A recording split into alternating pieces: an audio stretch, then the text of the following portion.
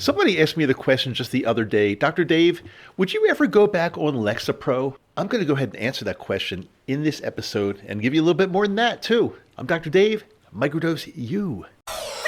You're listening to Microdose U Radio on the world's famous KMDU FM Salt Lake City. Watch this. Hey there, welcome back, Nakama. Dr. Dave here. It's Microdose U. Getting a lot of cool questions these days, and I think I'm going to try to do another lightning round pretty soon because I got like a lot of questions piled up. But I got an interesting one. Somebody asked me, it was just the other day, Dr. Dave, would you ever go back on Lexapro? And so I'm going to answer that question. I'm going to base it on any kind of SSRI, not just Lexapro, but any type of antidepressant, which is a selective serotonin reuptake inhibitor. My answer is I don't know. And I'll tell you the reason my answer is I don't know. Because there's no guarantee in life with anything. I've been microdosing, as you know, for 3 years, and the results have been phenomenal. And I was able to wean off my Lexapro within the first year of microdosing. I did it slowly, I did it correctly, and there's no turning back. I've not used a Lexapro or any type of antidepressant since that time, since I weaned off, since I've been on my microdosing regimen. It's working really well. And I've been teaching thousands of people, sharing my story. I shouldn't say teaching because I want to make sure this is not medical advice. It's not medical advice officially, and it's my story. And you have to do what you think is best for you and check with your doctor. Just don't go listening to me and doing this stuff. At least that's my official disclaimer right there. So, and no lawyer wrote that or told me to do that. That's my official disclaimer that I just came up with. But it's true.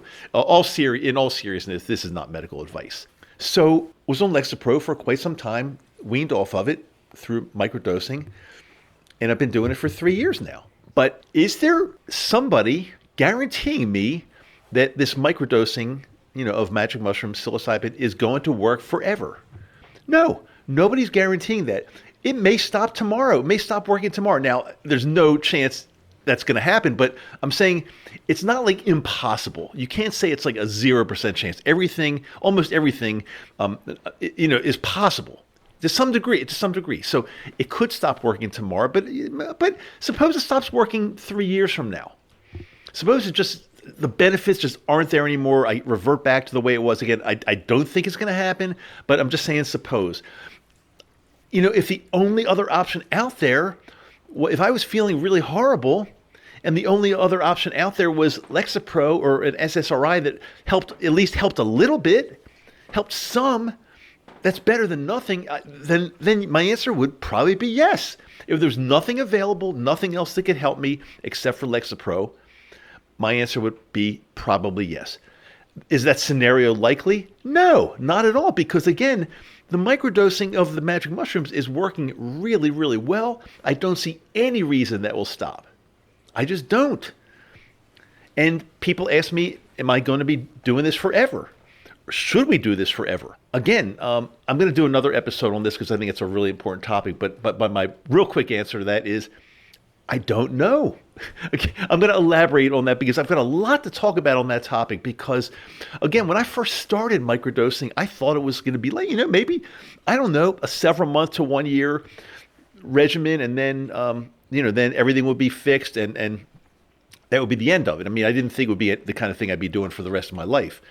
Am I going to be doing it for the rest of my life? I don't know, but I'm leaning more towards that now than when I first started microdosing.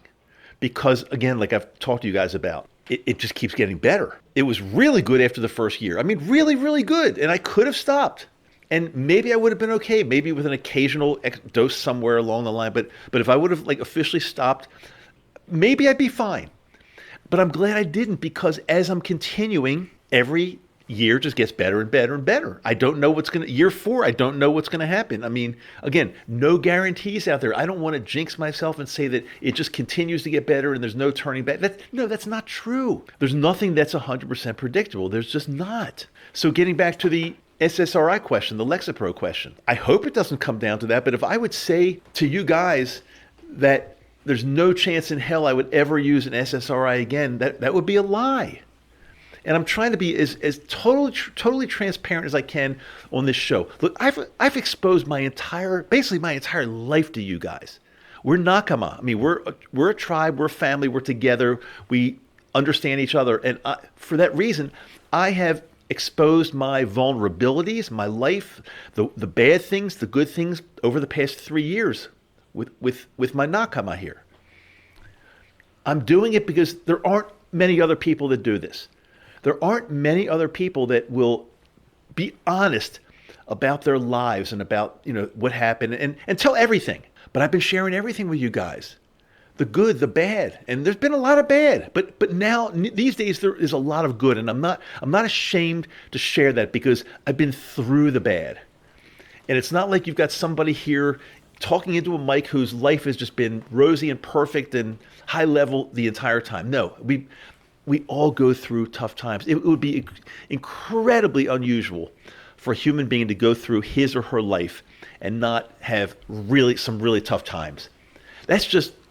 That would be almost impossible. You might say, well, somebody that's somebody that's born into a very, very wealthy family, they never have any struggles. Oh, you don't even, anybody that thinks that if you have money, that's like a pass from having struggles in your life. Think again, please. So again, I think almost everybody has been through tough times. You may be going through tough times now. Maybe you went through tough times 10 years ago where you had trauma, or like some really bad trauma, or many years ago or several years ago, and now it's kind of screwed you up. And there's nothing to be ashamed of it. And I'm not making fun of anybody because we've all been screwed up. I've been screwed up. We've all been. So some of us are just more screwed up than others, and some are less screwed up. But everybody has gone through some really tough times. And that's why you're listening to me. If your life was rosy perfect and you never had a struggle and never had any type of feeling of sadness or depression, well, I shouldn't say sadness is a normal feeling, but I should say depression or anxiety or some type of post-traumatic stress disorder or any type of mental health issue. If you've never had anything, that's unlikely. It's just, I'm sorry. And chances are you've had it because you're listening to me. Unless somebody told you that Dr. Dave has just this wonderful voice, and whether you agree with the topic or not, just listen to his voice 15 minutes a couple times a week and he'll make your day. That I doubt that happens. You're all here for a reason. And I'm here to be your coach and be your cheerleader and be the person that tells it like it is. Because again, being a podcaster, I search and I listen to other podcasts out there. And I got to be honest with you, on this topic, there are not many good ones. There's some that are like so scientific, you just barf, you can't even understand what they're saying. And who cares about that? If I'm looking for information on how to microdose and how to make my life better and how to get rid of some mental health struggles and other struggles, I'm not listening to a scientific podcast. I'm sorry. I want to listen to somebody out there that's been through it, that's had some real tough times in his or her life, and then figured out a way to eliminate those struggles and mental health issues and is feeling really good. That's the kind of person I would listen to. I don't want to listen to some professor at some college doing research talking about that's not what I want. I'm sorry. So I'm glad you found me. You can tell this podcast also is not scripted. I started the show today by talking about somebody that asked me a legitimate question. What is there a chance I'd ever use an SSRI again? And we're kind of all over the map, but in a good way, because I really need to explain myself here. You put your trust in me by listening to this show. You want to improve something. Likely some type of mental health struggle, likely, but it could be anything. Maybe you want to be more creative. You're here listening to my voice, and I'm here to help you. I'm telling you, you can do this. You can do it. If you have not started microdosing, or if you started microdosing and you're not seeing any results, what you need to know is you need to start and you need to stick with it. You don't have to do it the way I teach, but the way I teach is what I've done. And what's worked for me without fail, without any kind of problem whatsoever. So I think I've got a lot of answers. And again, sharing my story. Just go back and look at some of the past podcast episodes. Look at the titles. You're going to learn how to do this. But again, you can't be halfway in. You can't say, well, I might try a little bit of microdosing and see what happens. No, if you really want to do this and you want to feel better, you've got to be all in. You've got to not only do the microdosing properly and correctly, but you've got to do the things that go alongside with it. There's other work other than the microdosing, and you've got to be doing that too. It's not an easy fix, and it's not an overnight fix. You've got to put some work into it. And I'm not going to lie about that. I'm not going to sugarcoat this. You need to put some work into it. And no, doing a tremendous dose is not your answer, and then everything's fine. That's not your answer either. I've talked about that before. You've got to put the time in. You've got to put the work in. You've got to be consistent. You can't stop, and it will work for you. And if you have questions, if you have problems, and you need help on a deeper level, that's where my program comes in.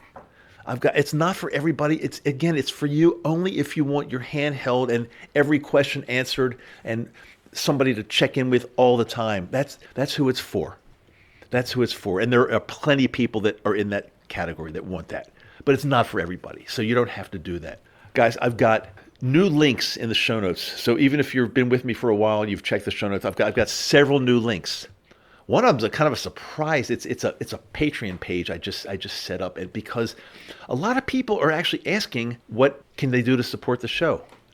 And so I figured I'd make it a win-win. Support the show a tiny bit, and I give you some really cool content that you won't get on this podcast. Guaranteed.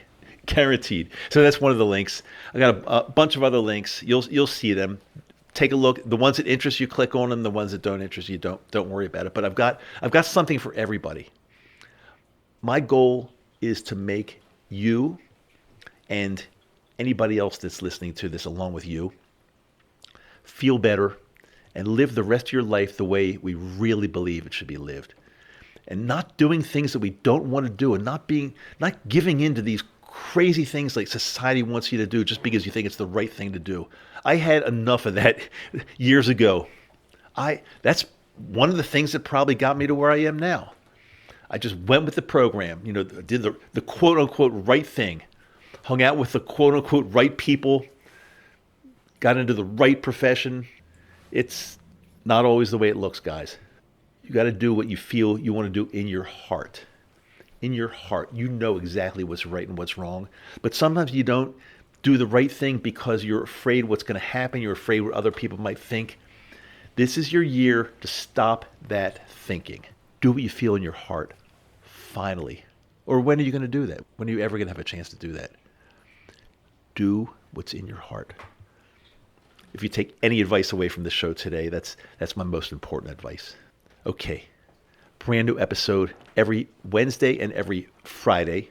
Sometimes on Mondays I'll put out like a little announcement episode, several minutes long, but it's not content related. It's just announcements. Something going on, something new we're doing, something like that. Okay. Hope you enjoy this. This is a little more freeform than usual. I just went off on tangents and rants, but I hope it was okay with you. Let me know. Let me know what you think. Always yours. Love you. I'm Dr. Dave. See you next time.